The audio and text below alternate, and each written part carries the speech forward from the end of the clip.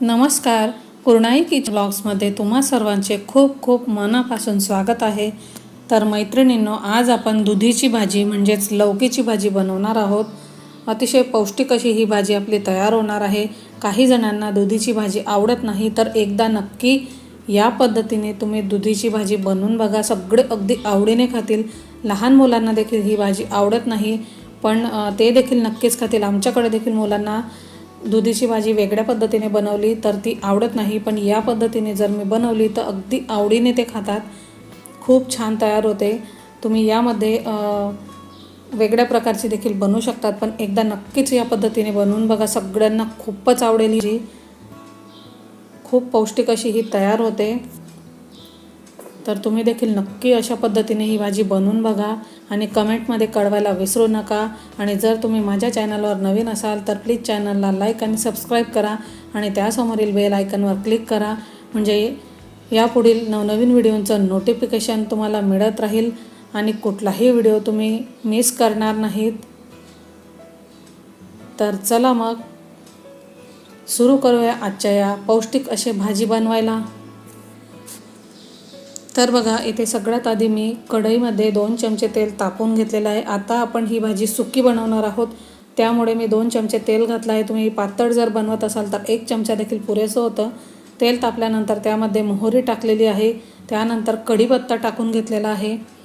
कढीपत्ता जरूर तुम्ही टाका, छान टेस्ट येते. त्यानंतर जिरं टाकून घेतलेलं आहे.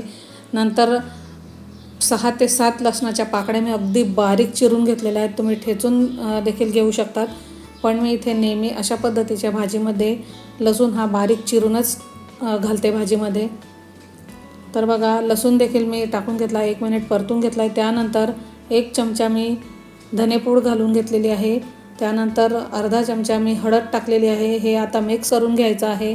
यामध्ये मी जास्त मसाले दुसरे घातलेले नाहीत, नेहमीचेच मसाले आहेत जे आपल्याकडे अगदी सहजपणे किचनमध्ये उपलब्ध असतात. त्यानंतर थोडी कसुरी मेथी टाकून घेतलेली आहे. कसुरी मेथीने या भाजीला खूप छान टेस्ट येते. तसं तर आपण बऱ्याच भाज्यांमध्ये ही टाकत असतो कसुरी मेथी. त्यानंतर इथे मी अर्धा चमचा इथे कांदा लसूण मसाला टाकलेला आहे. याने देखील छान टेस्ट येते या भाजीला. त्यानंतर मी 1 मोठा चमचा लाल तिखट टाकून घेतलेला आहे. आता इथे तिखट तुम्ही तुमच्या आवडीनुसार कमी जास्त करू शकतात.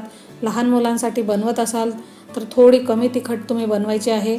त्यानंतर 1 मोठा टोमॅटो मी बारीक चिरून घेतलेला होता, तर तो इथे मी घालणार आहे.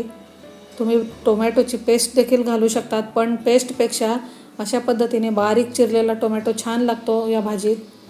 आता हा टोमॅटो मी 1 मिनिट अशा पद्धतीने परतून घेतलेला आहे. त्यानंतर गॅसची फ्लेम लो करून असंच मी त्याला तेल सुटेपर्यंत पुन्हा परतू दिलेलं आहे.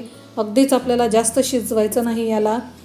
आता हे टोमॅटो देखील आपला परतून झाला आहे. इकडे बघा, मी 1 वाटी चण्याची डाळ अर्धा तास पाण्यात भिजवून घेतलेली आहे. तुम्ही बघू शकता छान भिजलेली आहे. ह्या पद्धतीची भाजी तुम्ही बनवत असाल तर चण्याची डाळ किंवा तुम्ही दुसरी कुठली डाळ टाकत असाल तर ती आधी अर्धा तास आधी भिजत टाकायची आहे. त्यानंतर आता ही डाळ आपण कढईमध्ये टाकून घ्यायची आहे आणि मस्तपैकी छान असं 1 ते 2 मिनिट हे परतून घ्यायचं आहे. खूप छान लागते अशा पद्धतीने. चण्याची डाळ टाकून खूप छान लागते ही भाजी, पण तुम्ही तुरीची डाळ देखील टाकू शकता किंवा मुगाची डाळ देखील टाकू शकतात. मुगाची डाळ जर तुम्ही टाकत असाल तर तिला भिजत घालायचं नाही, ती ऐन वेळेला देखील टाकली तरी शिजते. आता अशीच आपण झाकण ठेवून 2 मिनिट हे व्यवस्थित असं वाफून घ्यायचं आहे. पाणी मी यात अजून घातलेलं नाही. हे बघा, 2 मिनिट झालेले आहेत. व्यवस्थित असं हे आपलं परतून झालेलं आहे आणि वाफून देखील झालेलं आहे. आता इथे मी 1 दुधी घेतलेले होतं, तर त्याचे बारीक काप करून घेतलेले आहे आणि स्वच्छ धुवून घेतलेलं होतं. आता आपल्याला हे यामध्ये टाकून घ्यायचे आहेत आणि त्यानंतर मग पुन्हा हे 2 मिनिटभर आपल्याला लो फ्लेमवर परतून घ्यायचं आहे. लक्षात ठेवा, कुठल्याही पद्धतीची तुम्ही अशी भाजी जेव्हा परतत असतात तर तेव्हा तुम्ही गॅसची फ्लेम ही लोच ठेवायची आहे. आता 2 मिनिट हे व्यवस्थित असं परतून झाल्यानंतर मग आपण पुन्हा त्यामध्ये मीठ वगैरे आपलं राहिलं आहे तर ते टाकायचं आहे. हे बघा, अशा पद्धतीने हे व्यवस्थित परतून झालेलं आहे. आता पुन्हा मीठ टाकायच्या आधी याला 2 मिनिट वाफवून घ्यायचं आहे. पाणी न घालताच वाफवायचं आहे, कारण टोमॅटो घातल्याने त्याला थोडं पाणी हे सुटतं, त्यामुळे दुसरं पाणी आधी आपल्याला घालायची गरज नाही. आता बघा पुन्हा हे व्यवस्थित मिक्स करून मी यामध्ये आता चवीनुसार मीठ टाकून घेणार आहे. मीठ देखील तुमच्या अंदाजानुसार तुम्ही कमी जास्त हे करायचं आहे.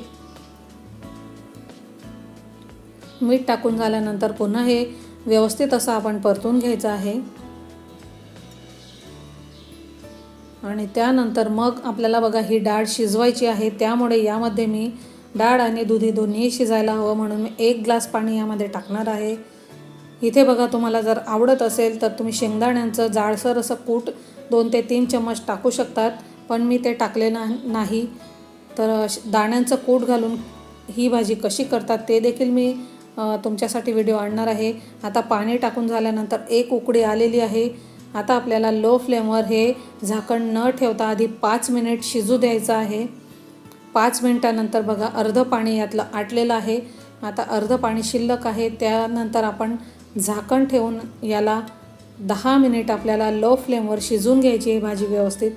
आता 10 मिनिट झालेले आहेत. भाजी आपली मस्तपैकी शिजलेली आहे. बाजूला तुम्हाला मी भाकरी बनवत होती तर ते दिसत असेल दुसऱ्या गॅसच्या साईडला. तर हे बघा तुम्हाला दाखवते, पाणी देखील पूर्णपणे यातलं शोषलं गेलेलं आहे, म्हणजे आटलेलं आहे. मस्तपैकी आपली ही दुधीची भाजी तयार आहे चणा डाळ टाकून. तर तुम्ही देखील नक्कीच बनवून बघा, खूप छान लागते ही भाजी. भाकरीसोबत तर अतिशय छान लागते. नक्की बनवून बघा आणि कमेंटमध्ये नक्की कळवा. धन्यवाद.